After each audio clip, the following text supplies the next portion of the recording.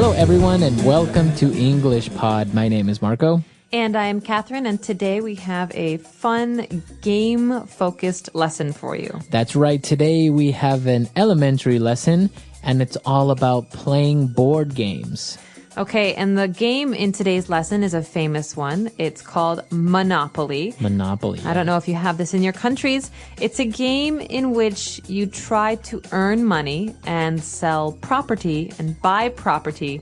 That means hotels, houses, things like Right. that. And it's very, very famous. We're going to learn more about this game today, so let's take a listen to our dialogue for the first time.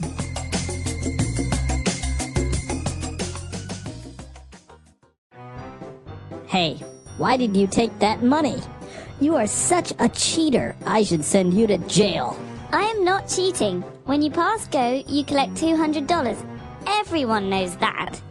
Well, you can't just take the money. You have to ask the bank for money. And I'm the banker.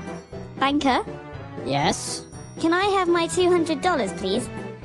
Sure. Here you are, $200. Thank you. Please come again. Now it's my turn to roll the dice.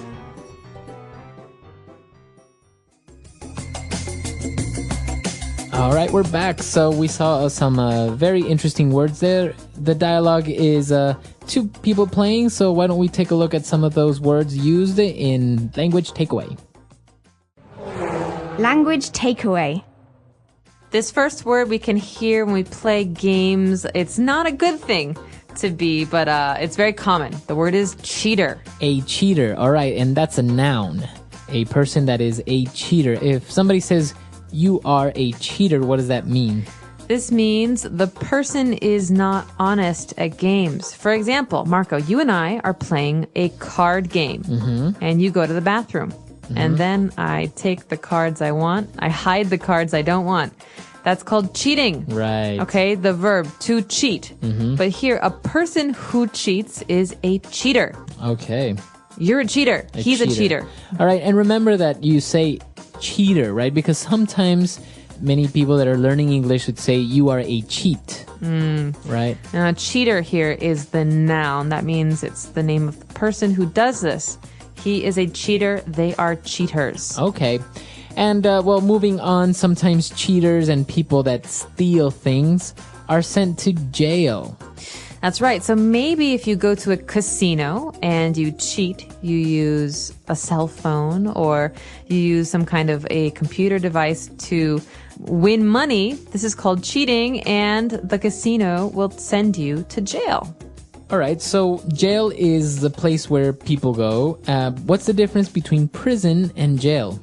Basically, they're the same thing. Okay, so Two words for the same thing. People who break the law, people who do bad things, go to jail, not just cheaters. all right. So now you have another word. Maybe you've seen that show Prison Break, and so jail is pretty much the same thing. So the show could have been called Jailbreak. That's right, but yeah. All right. So moving on, our third word is the person who's handling money says, well, you know what? I'm the banker, a banker. Cheater, banker. So you know already, banker is probably a person. This is a job. So a banker is a person who works at a bank. Okay. So, but what about the person that helps you when you go to the bank, like when that gives you the money and the bank teller? It's not the same as a banker, right? No, generally speaking, a person who gives you money and collects your money, this is a teller. A bank teller. A bank teller. But a banker is someone who works in the bank to make big decisions, to invest money, to give loans. Okay. So usually maybe managers or executives are bankers. That's right. Okay. And moving on to our last word here, we have a verb, and that is to collect.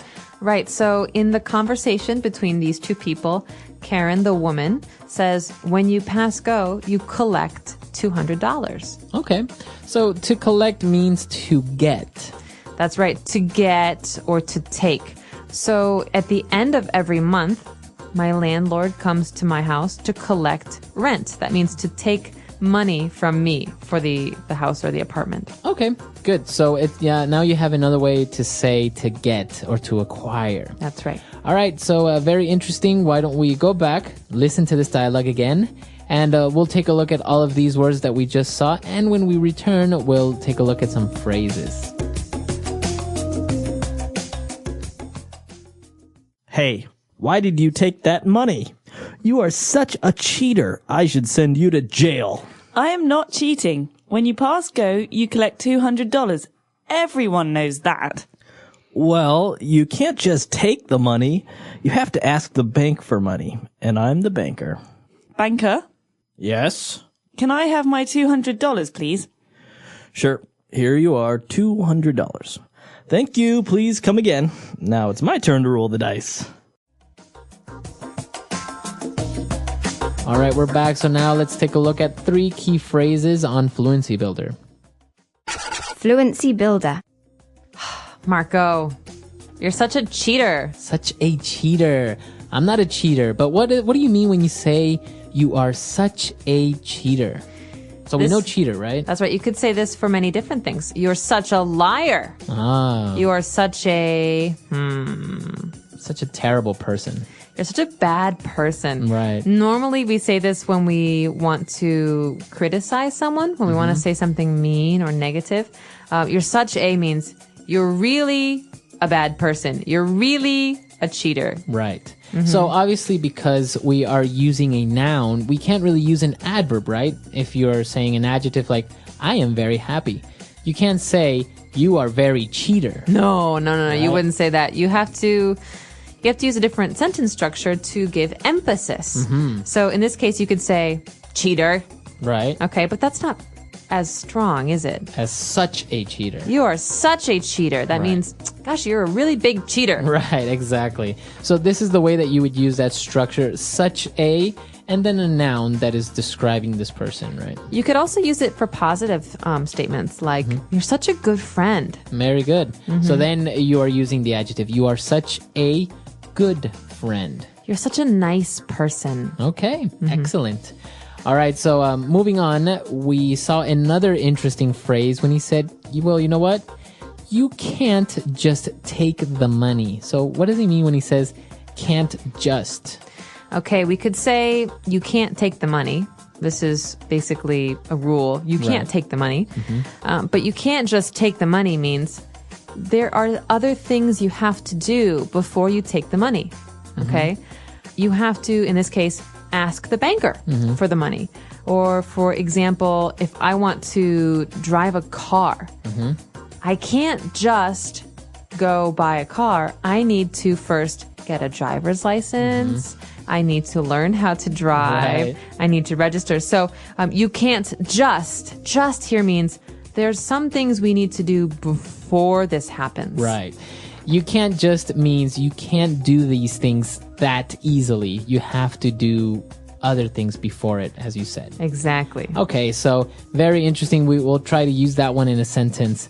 But moving on to our last phrase, when the person said, you know what, all right, you want your $200? Here you are. Here you are. So sometimes people think that this phrase means you are here. Right. Which it could in some cases. Oh, yeah, that's right. So basically you're saying, I found you. Here you are. I found you. But in this case, this doesn't make sense. We're talking Right. about money. We're talking about a game. So if you think about this, here you are, you can imagine someone is giving someone else a thing. An object. So in the case of the bank teller, remember we were talking about getting money at a bank? A bank teller might say, here you are, sir, here's your money, and then Right. give you some money. So this is something we say in English when we give something to someone else. Right. Because otherwise, I guess it's strange if you just, give something to someone and you don't say anything, right? You need to say something. And if you say, here, that's very rude. Yeah. So this is a polite way to say, please take this. Right. This is for you. There you go. You might hear this at at a restaurant. Here you are. Here's your food. Here you are. Right. Okay, it's a very useful phrase. And so I think it's time for us to listen to this dialogue again. And we'll be back to talk a little bit more.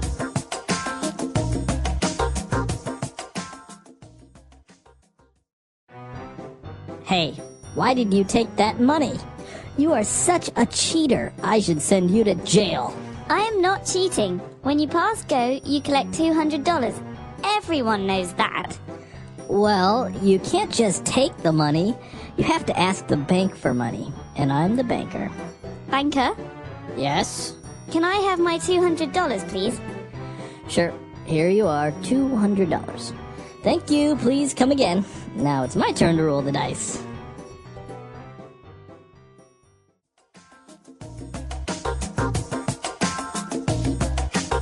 All right, we're back. So a lot of interesting words there, a lot of interesting phrases.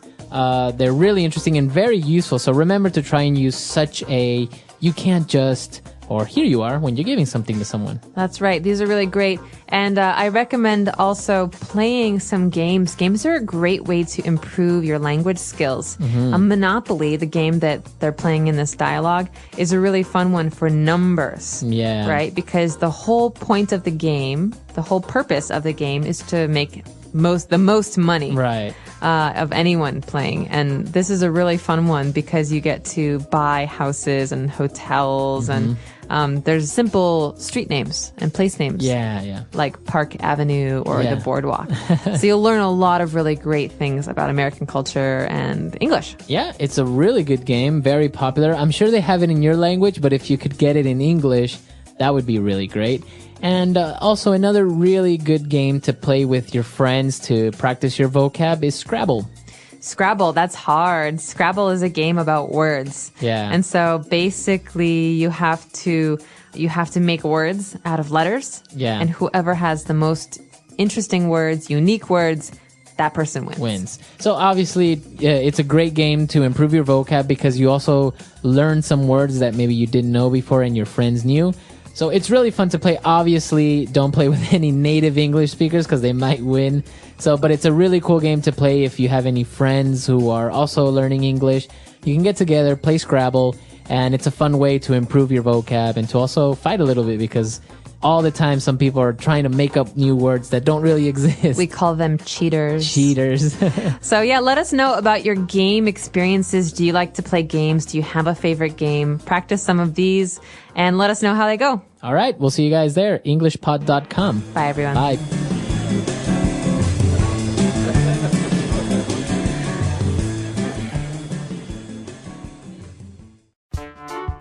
The English Pod Audio Review. Listen to the meaning, then say the vocabulary word. So extreme a degree. Such a. To deceive by trickery. Cheat. My opportunity to do something. My turn. Place where prisoners are kept. Jail. Used to ask for permissions. Can I? The player in charge of the bank and gambling games. Banker. Let's try that faster. To deceive by trickery. Cheat. The player in charge of the bank and gambling games. Banker. Used to ask for permissions. Can I? So extreme a degree. Such a. My opportunity to do something. My turn. Place where prisoners are kept. Jail. Now say the word and hear it in a sentence. Such a.